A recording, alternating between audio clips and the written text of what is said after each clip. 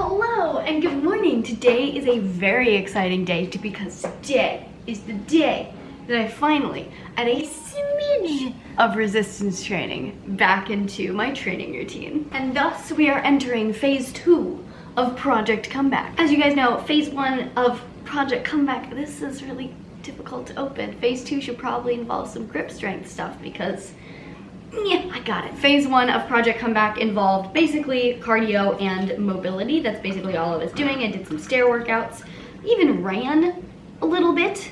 I don't know what's getting into me.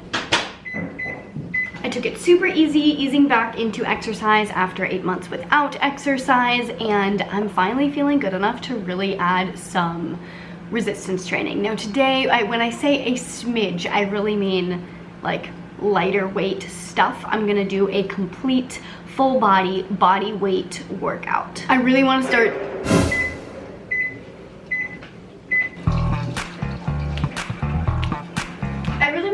super light with this because resistance training is a lot more taxing on the central nervous system than just general cardio. And since my body is not fully healed, I definitely don't want to like tax my body more than necessary to get a good amount of stress that's beneficial. Last night I planned out an exciting little full body workout, and I'm going to show you guys today along with my pre and post workout meals. That'd be just a fun little video. So for my pre-workout meal, when I was doing just cardio, I was basically just training fasted almost every single day just because that's what I prefer. I feel better. If I don't train fasted, I usually get like a stomach ache and I feel gross, so I train fasted. But for this workout, I want to have a little bit of gas in the tank, just a little bit of fuel to go off of, and just something to like help me sustain my energy and feel good and give me a little bit of a boost because I have not done this style of training in a very, very long time. So I basically just made a super easy and quick cordyceps hot chocolate, which to be fair, Four Sigmatic already has a cordyceps hot chocolate. I just don't have the packet for that right now because it's packed with all of my other stuff that's like packed away. So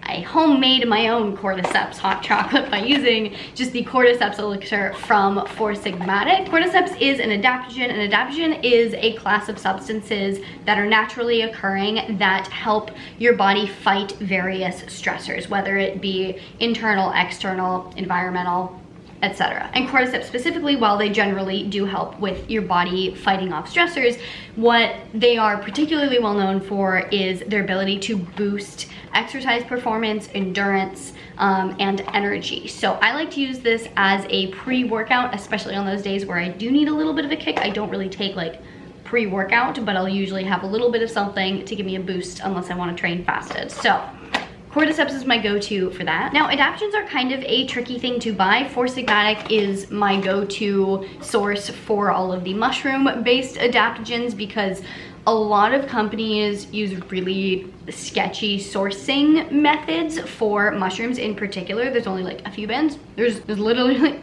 words are hard. When you grow a mushroom, there's like the mushroom and then there's the roots of the mushroom. And the roots of the mushroom can grow in grain. They can grow on, I think, like wood and other various things. A lot of the lower quality brands will grow their mushrooms in grain, and then they take the entire mushroom, including the root, which is going to have grains attached to it, and just blend that up into an extraction. And so you're getting not only the mushroom, which is the good part, but the mycelium, which is the roots, which basically doesn't do anything, plus the grain that is attached to it. So you're not getting a pure extract with a lot of brands. With Four Sigmatic, they only use the mushroom part that actually has the beneficial components in it, and then they do a dual extraction process from there, which is the best way to extract mushroom adaptogens. So I cannot recommend Four Sigmatic enough if you want to try cordyceps, lion's mane, chaga, or reishi. They have a few other adaptogens in some of their other blends, but those are their 4 main mushroom-based adaptogens that they use. And as always, if you do want to give it a try, you can use my code FitAndNerdy for 15% off. I will leave a little link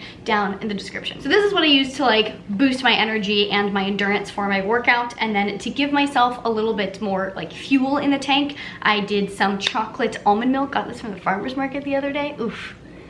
So good. And the ingredients are just sprouted almonds, water, maple syrup, cacao, vanilla bean, and sea salt. That is it.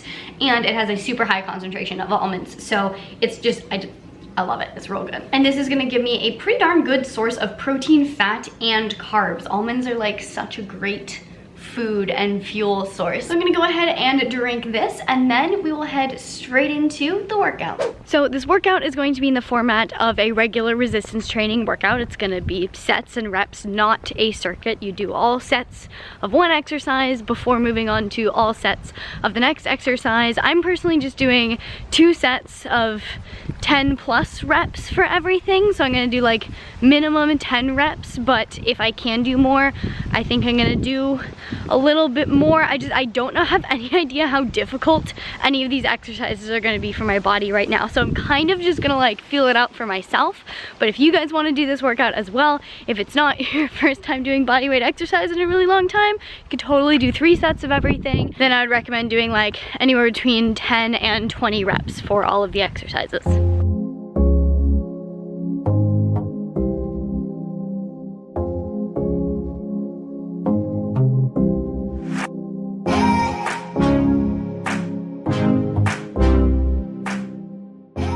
We're starting out this workout with the Bulgarian split squat. This is basically a squat alternative that just uses one leg. You're gonna take your back leg and kick the foot up onto a bench or something that's relatively knee height.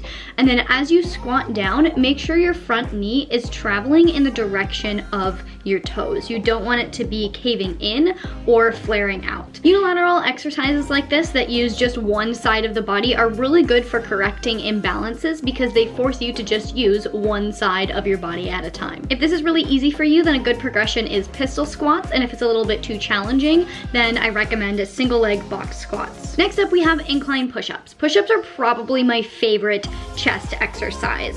Pick an incline that is the right amount of difficulty for you. Since I haven't done push-ups in a while, I wanted to do a pretty decent incline, but you might be able to do just regular push-ups or knee push-ups, or you might need even higher of an incline. I like to keep my hands a little farther apart rather than tucked into my body to focus more on the chest. When you tuck them in closer to your body and keep your elbows tucked a little bit more, that focuses on the triceps. But we're going for big compound movements here, so we really want to focus on the chest by keeping our hands spread apart. Next up, we have the single leg Romanian deadlift to reverse lunge complex. This is one of my absolute favorite bodyweight exercises because it targets basically the entire lower body. The single leg Romanian deadlift is great at getting the hamstrings. Make sure that as you bend over, you're really feeling that pull through your hamstrings. If you're super flexible, you might not feel it as much, but for someone like me, I don't have to bend over very far to feel the pull in my hamstrings. And then you should also feel it all the way into your glutes as you get to the bottom of that movement.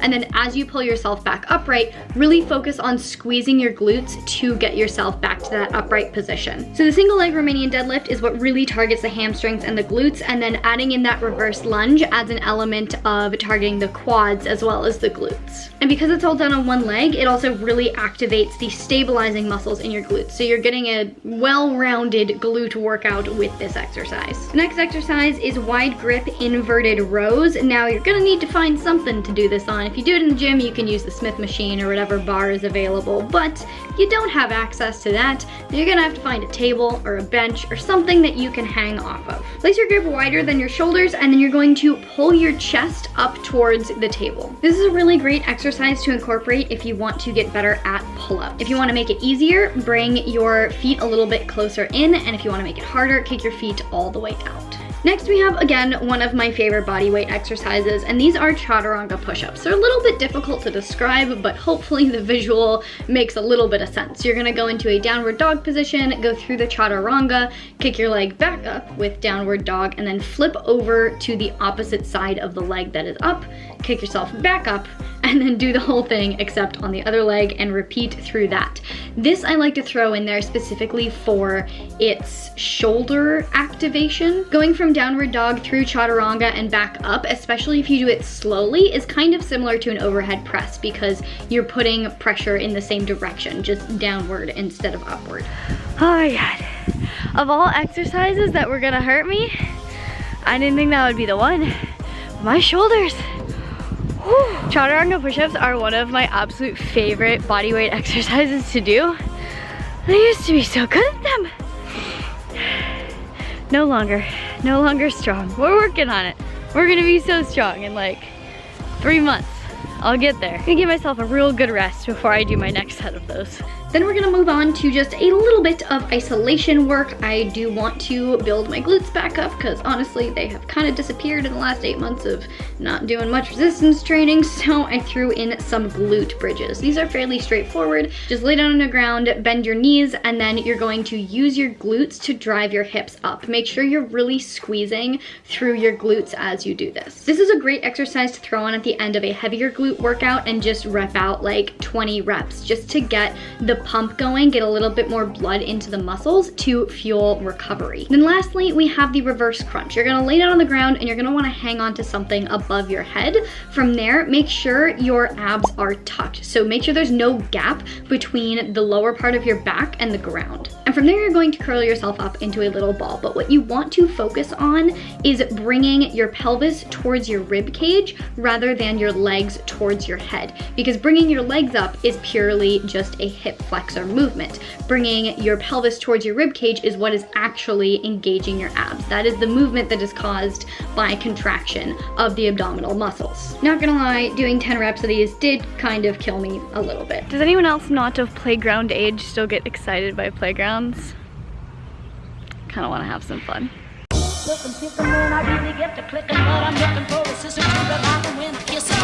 If you want some, never just let me know.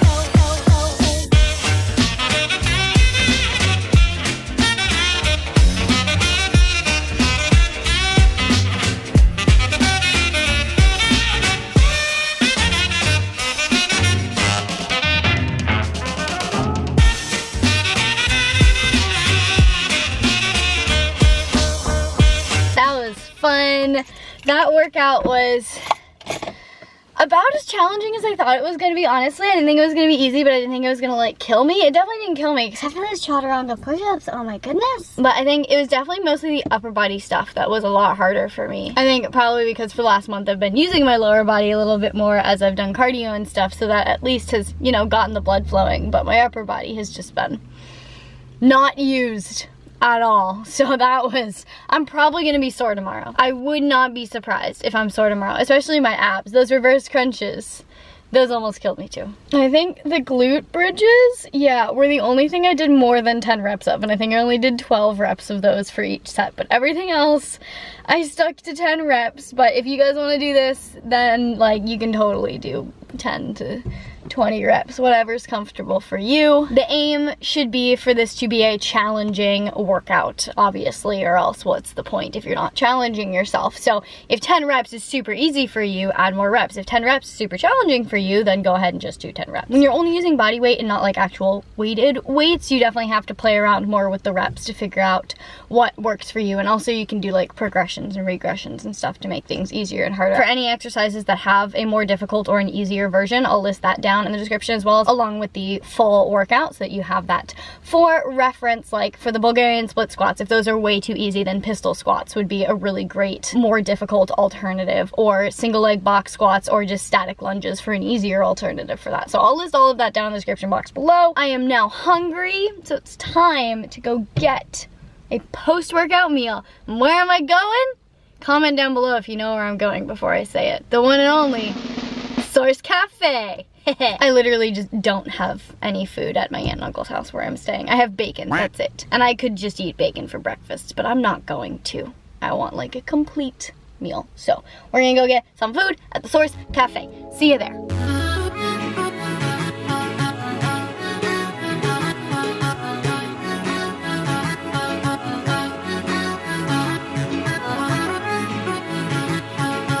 So I think my eyes were a little bit bigger than my stomach because I got two things.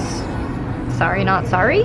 I got this little frittata that has asparagus and some other good stuff in there. A ton of veggies, basically. So eggs and veggies, and then some avocado toast on a paleo flax bread. Oh, and then I also got a kombucha, just because I love it. Also, probiotics are good for you. This is going to be a great post-workout meal because it's full of protein from the eggs. Eggs are also nature's multivitamin, so I'm going to be getting so many vitamins and minerals from the eggs. Also the veggies, full of vitamins and minerals, just good generally for refueling your body. Lots of good fat from the eggs, also from the avocado, and then a little bit of carbs from the bread and some of the veggies in the frittata. Usually after I work out, I like to prioritize fat and protein in my post-workout meal just because I find it so much more satiating.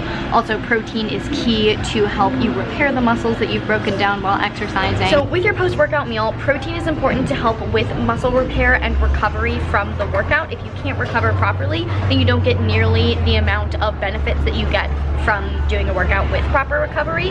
And then you want to prioritize carbs, especially if you're planning on training later in the day, or if you need to refuel for more physical activity during the day. Like if your job is physically strenuous, you might want to make sure you replenish your glycogen stores by having carbs after your workout. And then fat, I just personally like to prioritize it because it's so satiating, and if I have a higher fat meal earlier on in the day, I find my cravings are a lot less, and it's just a lot easier for me to kind of stick to the way that I like to eat if I'm fully satiated with my first meal. 10 seconds later. That was stupidly easy to finish all of that. It went straight down. I guess that means that my body needed it though. So good thing I got 2 whole plates of food.